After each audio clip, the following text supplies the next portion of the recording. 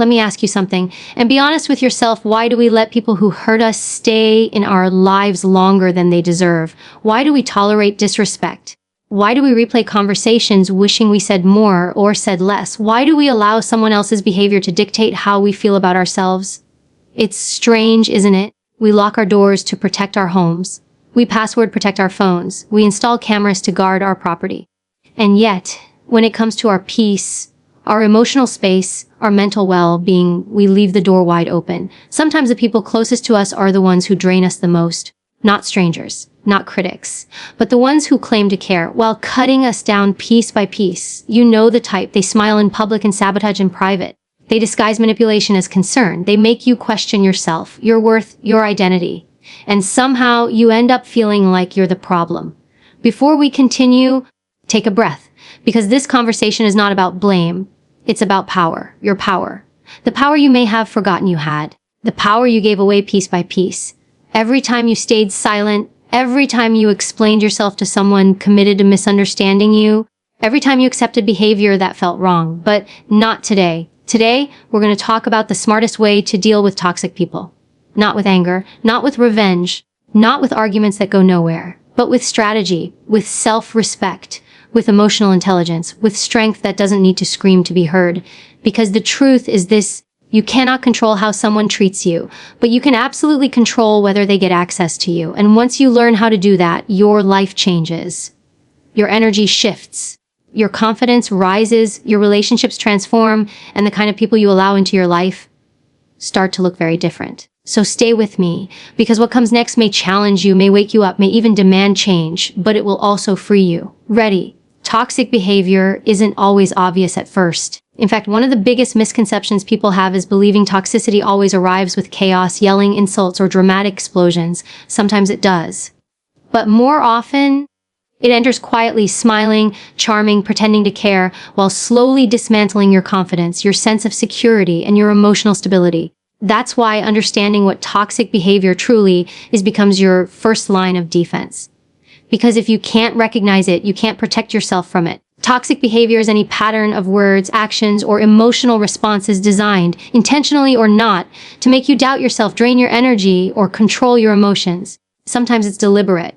Other times, the person behaving this way doesn't even realize the harm they're causing. Maybe they grew up in an environment where manipulation, guilt, or emotional pressure was normal. Maybe their own insecurities force them to bring others down because lifting themselves up feels impossible. Toxicity can be rooted in fear, trauma, ego, jealousy. But regardless of its origin, the impact is the same. You walk away from interactions feeling smaller, exhausted, confused, or emotionally bruised. There are many forms toxicity can take. Some are overt. Think of the person who constantly criticizes everything you do, your choices, your goals, your achievements. They disguise judgment as honesty. They tell you they're just being real or trying to help. But their words don't build you, they break you.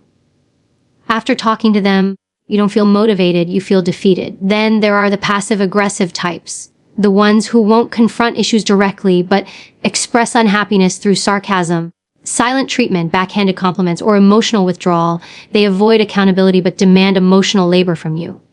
They punish without speaking, leaving you to decode their behavior like some endless emotional puzzle. You find yourself saying things like, "Are you upset?" or "Did I do something wrong?" And the response: "No, everything's fine," but everything clearly isn't fine. Their silence is a weapon, one that forces you to chase validation or clarity. Another common toxic pattern is manipulation. This isn't always dramatic like you see in movies. Sometimes it's subtle. It can sound like guilt, "After everything I've done for you," or blame, "You made me behave this way," or entitlement, "You owe me."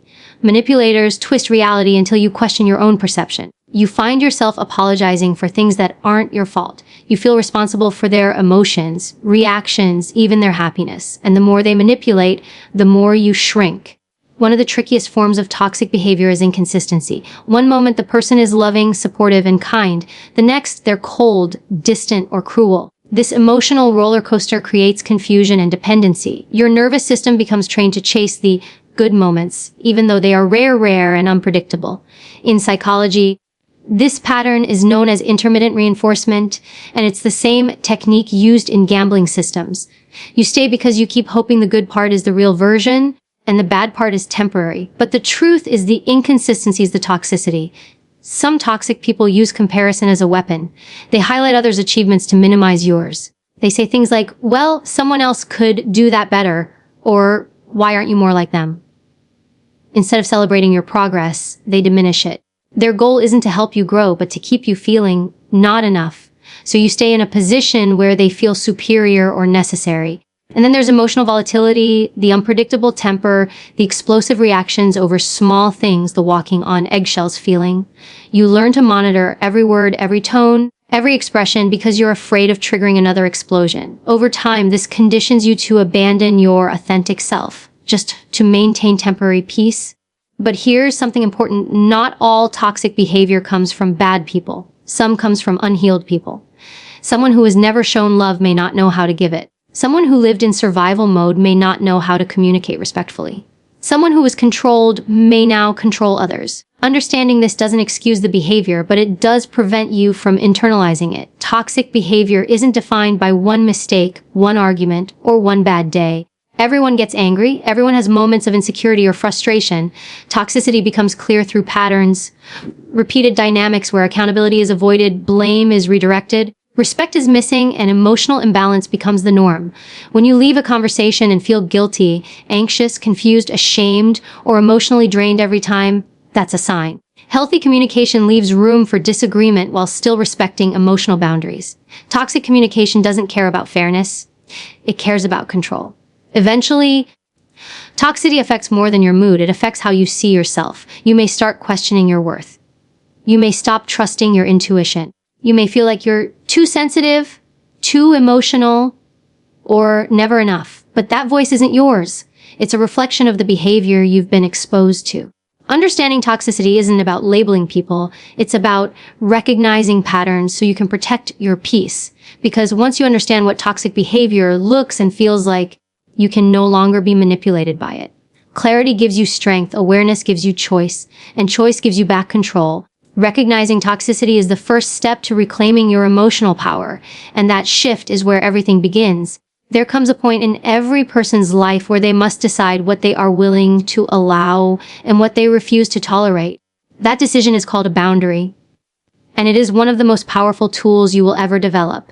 Yet many people struggle with boundaries because they fear conflict, rejection, or being perceived as difficult. But boundaries are not about controlling other people. They are about protecting your peace, your dignity, and your emotional well-being. They are an expression of your values. They communicate what is acceptable and what is not.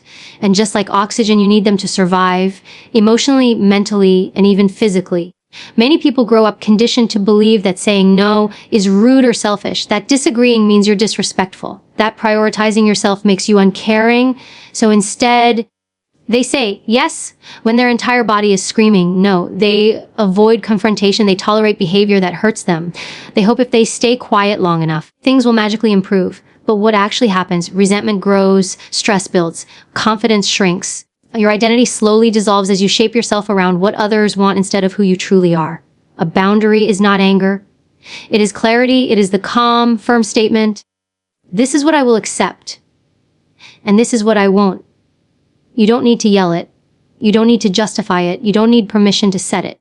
The boundary itself becomes the communication. What people rarely talk about is this: the moment you start setting boundaries, some people will not like it. Not because you're wrong, but because they benefited from your lack of boundaries. For years, maybe they relied on your silence, your compliance, your fear of rejection. They were used to you saying yes, even when it cost you your happiness, your energy, your peace. So when you begin to assert yourself, don't be surprised when someone reacts with frustration, guilt tripping, or even anger. That reaction doesn't mean your boundary is wrong. It means it's necessary. You might hear things like, "Oh, you've changed. You're being dramatic. You think you're better than everyone now. Whoa, so now you have rules." These statements are not reflections of your behavior. They're reflections of their discomfort with losing access to parts of you they were never entitled to. Enforcing boundaries requires consistency. Setting a boundary one day and abandoning it the next does not communicate strength. It communicates negotiability. And toxicity thrives in negotiation. If someone crosses a boundary and you allow it repeatedly, the line disappears. The lesson becomes, if I push long enough, you'll give in. And that is how emotional power imbalances are born. A boundary is not effective until it includes consequences, not punishment. Consequences. Without consequences, a boundary is simply a suggestion, and suggestions do not protect you. A consequence could be stepping away from a conversation when someone becomes disrespectful. It could be spending less time with someone who refuses to treat you well. It could be ending a relationship entirely if the behavior continues. Sometimes the hardest boundaries to set are with the people closest to you. Family, partners, longtime friends. There is emotional history there, shared memories, obligation, loyalty. But a history of connection does not excuse ongoing harm. You can love someone deeply and still refuse to allow behaviors that diminish you. Boundaries teach people how to treat you, but they also teach you how to treat yourself. Every time you enforce a boundary, you reinforce your worth. You remind yourself, my feelings matter, my space matters, my voice matters, I matter. And at first, enforcing boundaries may feel uncomfortable. You may shake, you may overthink. You may replay the conversation in your mind wondering if you were too cold or too harsh. That discomfort isn't a sign you're doing something wrong. It's a sign you're doing something new. Growth always feels unusual at first, but over time, boundaries become natural. They become non-negotiable. They become part of your identity. And here's something powerful: boundaries do not push the right people away. They push the wrong people away and bring the right people closer. Because healthy people respect boundaries. They don't challenge them. Healthy relationships become stronger when boundaries are clear because communication feels safe, predictable, and mutual. There will also be moments when the boundary is not something spoken, but something lived. You do not need to explain or defend your peace. Sometimes silence is the boundary. Sometimes distance is the boundary. Sometimes walking away is the boundary. You don't owe explanations for protecting yourself. You don't need to convince someone that your feelings are valid. You don't have to justify why you deserve respect. Your boundary is enough. In the end, setting boundaries is an act of personal power. Enforcing them is an act of self-respect. And living by them, unapologetically, is an act of emotional freedom. The moment you stop trying to please everyone is the moment you begin to take your life back. And boundaries are the doorway to that life. Emotional detachment doesn't mean you stop caring, or that you become cold, indifferent, or numb. It means you stop handing people the remote control to your emotions. It means you learn to respond instead of react. It means you separate someone's behavior from your self-worth. And in a world where toxic behavior is common, detachment becomes a shield, a skill, and a source of power. Most people live reactively. Someone insults them, they explode. Someone gives them silent treatment, they panic. Someone withdraws love, they chase it. Their emotions rise and fall depending on how others treat them. They are constantly adjusting their mood based on someone else's approval, attention, or validation. That isn't peace. It's emotional slavery. And it's one of the fastest ways toxic people can gain control over you. When you develop emotional detachment, something shifts. Instead of absorbing the energy in the room, you observe it. Instead of taking things personally, you analyze them. Instead of reacting impulsively, you take a breath, you pause, and you choose what deserves your energy. Self-control begins in that pause. That pause is where your power lies. Before reacting emotionally, ask yourself, is this worth my peace? Do I need to respond, or am I responding out of habit? Is this about me, or is it about them? Most toxic behavior isn't really about you. It reflects that person's insecurities, fears, childhood wounds, or patterns they never learned to break. When someone mocks your dreams, what they're actually revealing is their fear of trying. When someone constantly criticizes, it reflects their internal dissatisfaction. When someone lies or manipulates, it often stems from a need to maintain power or avoid vulnerability. Emotional detachment lets you recognize the difference. Instead of, they're attacking me, you shift to, they're projecting something they can't handle within themselves. That single shift removes you from emotional entanglement. You stop joining the chaos. You stop feeding the argument. You stop giving them the reaction they expect, because toxic individuals don't want resolution. They want reaction. They want emotional access. They want to feel powerful by destabilizing you. Silence, calmness, and emotional stability become your strategy, not to punish, but to protect. But emotional detachment isn't just about dealing with others. It's about strengthening your inner world. You learn to ground yourself in who you are instead of looking outward for emotional cues. You develop internal standards. I do not raise my voice when disrespected. I remove myself. I do not argue with someone committed to misunderstanding me. I do not engage in emotional games. When you create these internal boundaries, They become part of your identity. Over time, emotional detachment becomes less of a technique and more of a natural state of being. You start to see things more clearly. You recognize manipulation patterns faster. You sense when someone is trying to provoke a reaction.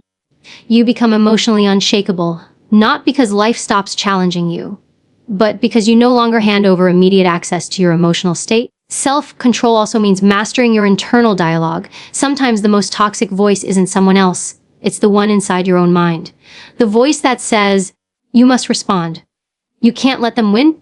You need to defend yourself. But not every battle deserves your presence. Not every comment deserves your energy. Sometimes the most powerful move is not reacting, because reaction validates the person trying to control you. Self-control teaches you emotional independence. You begin to understand that peace isn't something people give you. It's something you protect. To build emotional detachment, practice neutrality. Not coldness, not anger, neutrality. A neutral response like, I hear you. I'll think about that. Let's continue this when communication is respectful. These statements are powerful because they acknowledge the situation without surrendering emotional control. They don't escalate conflict. They shift the dynamic. They say, I am present, but I am not reactive. Over time, people learn they cannot manipulate, guilt, intimidate, or provoke you. Some will adjust. Others will fall away. Both outcomes protect you. Self-control also means recognizing your triggers. Toxic people often press emotional buttons. Fear of abandonment, fear of failure, desire for approval, guilt. When you become aware of those triggers, they lose power. You no longer react impulsively.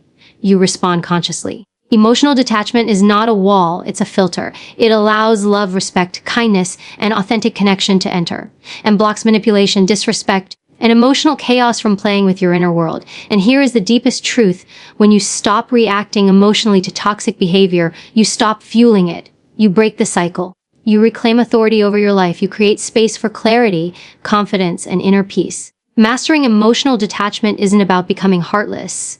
It's about becoming unshakable. It's about choosing peace over drama, intention over impulse, and strength over emotional dependency. When you reach that point, toxic people lose access, not because you shut them out, but because they no longer know how to reach you. And that is real freedom. There is a powerful moment in life when you realize not every situation requires your participation. Not every insult deserves a response. Not every argument needs your energy. Not every person who demands your attention has earned the right to it. The ability to choose when to engage and when to walk away is not weakness. It is wisdom, maturity, and emotional strategy.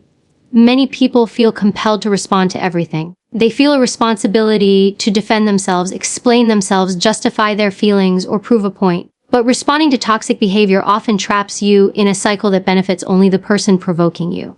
Toxic individuals thrive on emotional reaction. They want attention, positive or negative, because it gives them power. When you argue, defend, or react emotionally, you're giving them exactly what they want: access to your energy. Choosing when to engage requires clarity. First, you ask yourself, is this conversation productive, or is it just another emotional loop that leads nowhere? A productive conversation includes listening, respect, effort, and accountability. A toxic conversation includes blame, defensiveness, manipulation, and repeated patterns that never change. Once you learn to identify the difference, communication becomes less about obligation and more about intention. There are moments worth engaging, moments where someone genuinely wants to understand, heal, or resolve a situation. When a person is willing to listen, take responsibility, and communicate with honesty, then engagement can strengthen the relationship. But when someone refuses accountability, denies your reality, twists your words, or tries to emotionally overpower you, engagement becomes pointless. Walking away is not giving up, it's stepping out of a dynamic that disrespects you. There's a strategy in silence. There's power in choosing not to respond. Not because you're scared, but because you're aware of the outcome. You know the argument won't lead to growth. You know the pattern won't change. You know continuing the conversation will cost you peace you no longer want to sacrifice. Sometimes walking away isn't physical. Sometimes it's emotional detachment. You stop seeking approval. You stop expecting change. You stop investing energy in a cycle that never evolves. You mentally close the door long before you physically leave. But there will be moments where the decision is more difficult, especially when the toxic person is someone you care about. A partner, a parent, a longtime friend. Emotional history can cloud judgment. You remember the good moments, the connection, the potential. But potential is not proof, and love is not an excuse for consistent harm. Staying simply because you're used to someone is not loyalty. It's emotional habit.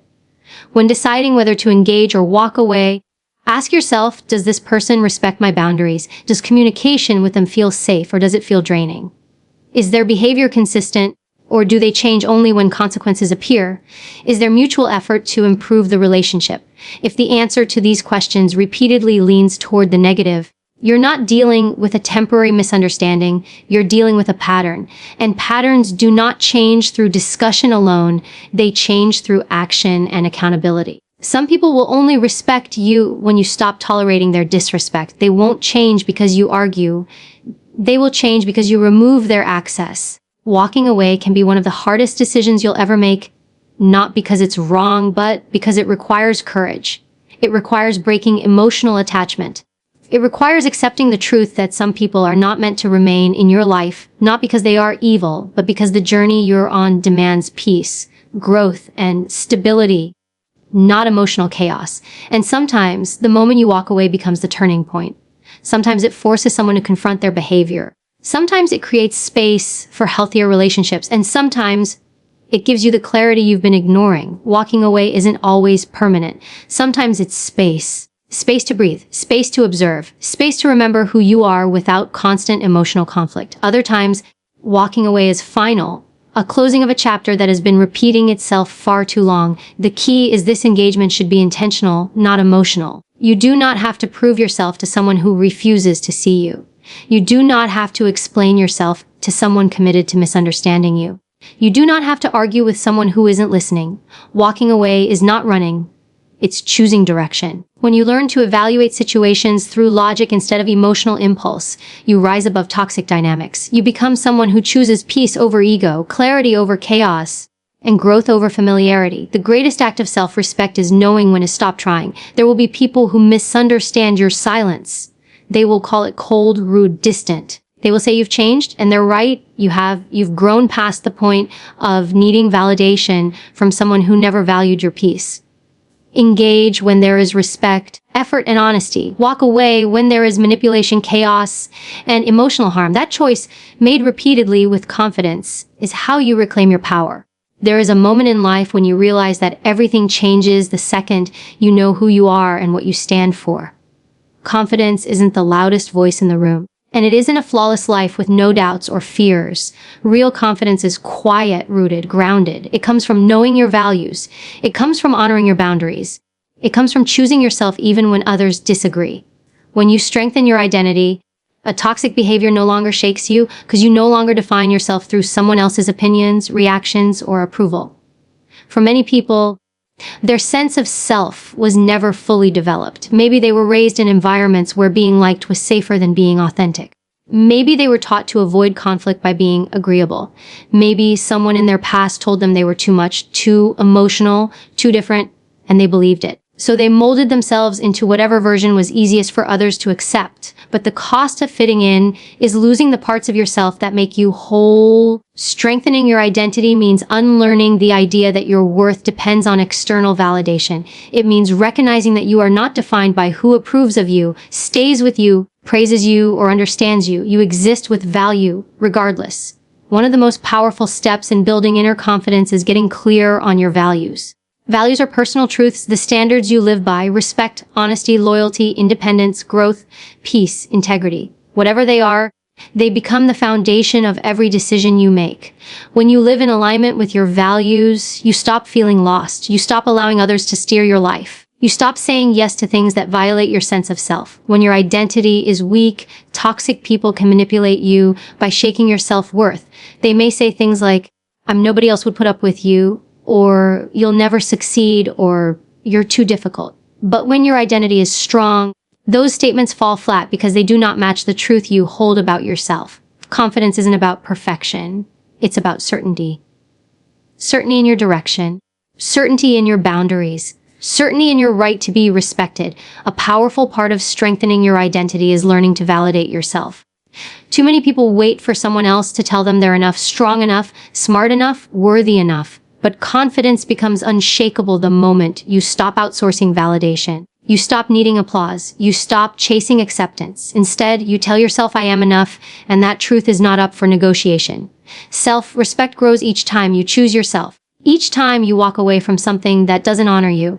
Each time you listen to your intuition instead of fear. That repeated pattern becomes identity. Another element of building confidence is embracing authenticity, even when it's uncomfortable. At first, being yourself may feel risky. You may fear judgment, rejection, or misunderstanding. But authenticity is the filter that protects you from the wrong connections and attracts the right ones. When you show up as your true self, you stop wasting time performing, you stop pretending, you stop shrinking. Instead, you align with people and environments that match your truth. Strengthening your identity also means rewriting the stories you tell yourself. Many people internalize beliefs from childhood, trauma, or past relationships. I'm hard to love. I don't deserve better. Good things don't happen for me. Those beliefs shape how you show up in the world. But identity is not something you inherit. It's something you build. You replace old narratives with intentional ones. I am worthy of respect. I deserve peace. I am capable. I belong here. Habits also shape confidence. When you keep promises to yourself, big or small, you build trust with yourself. Whether it's waking up earlier, setting goals, improving skills, or taking care of your health, each act reinforces I can rely on myself. That reliability becomes internal stability, and internal stability is something toxic people cannot break. Another powerful tool is solitude. Time alone teaches you who you are without noise, without influence, without emotional pressure. Solitude builds emotional independence. You realize you can enjoy your own company. You don't need constant approval or attention to feel whole. When you become comfortable alone, you stop fearing separation, and that makes you untouchable to manipulation or emotional threats. Confidence also grows from accepting imperfections. You stop pretending you have to be flawless to deserve respect. You understand that mistakes don't define you. They teach you. Failure becomes feedback. Growth becomes your priority. And when growth becomes your focus, comparison loses power. You no longer measure your worth against other people. You measure it against who you were yesterday. Finally, strengthening your identity means creating a life aligned with your truth, the people you choose, the work you pursue, the environment you allow, the boundaries you honor. All of it creates a life that reflects your strength, not your survival mode. And here's the most powerful part. Once you know who you are, once you build confidence from within, toxic people can no longer influence how you see yourself. Their words become noise. Their behavior becomes information, not definition. A strong identity protects you. Inner confidence frees you. When you finally realize you are worthy, everything that once intimidated you begins to lose its power. And you rise, not because the world became easier, but because you became stronger, clearer, and grounded in who you are. At the end of the day, dealing with toxic people isn't about changing them. It's about protecting you. It's about reclaiming the parts of yourself that you've handed away, your peace, your confidence, your voice, your boundaries. You don't need permission to remove chaos from your life. You don't need approval to choose peace. You don't need to justify distancing yourself from someone who repeatedly disrespects your worth. You are not responsible for fixing someone who chooses not to grow. You are responsible for guarding the environment where your soul, your mental health, and your future will exist. There will be moments where walking away feels unfamiliar, where silence feels uncomfortable, where enforcing boundaries feels like conflict. That's normal. Growth isn't supposed to feel easy. It's supposed to feel necessary. One day, you will look back and realize the moment you stopped begging for respect and started requiring it. Everything changed. You will realize you never needed toxic validation. You needed self-respect. You will see that removing certain people wasn't loss. It was space being cleared for better relationships, healthier connections, and a stronger version of yourself. So let this be your reminder. You are allowed to protect your peace. You are allowed to say no. You are allowed to walk away. You are allowed to choose yourself. Not everyone deserves access to you. Not everyone deserves a seat at your table. And the moment you recognize that your life will align with who you truly are, not who you've been pressured to be, stand tall, speak clearly, protect your boundaries, honor your identity, and never forget, the strongest version of you is the one who no longer fears losing people because you finally realized the only person you were ever meant to keep was yourself.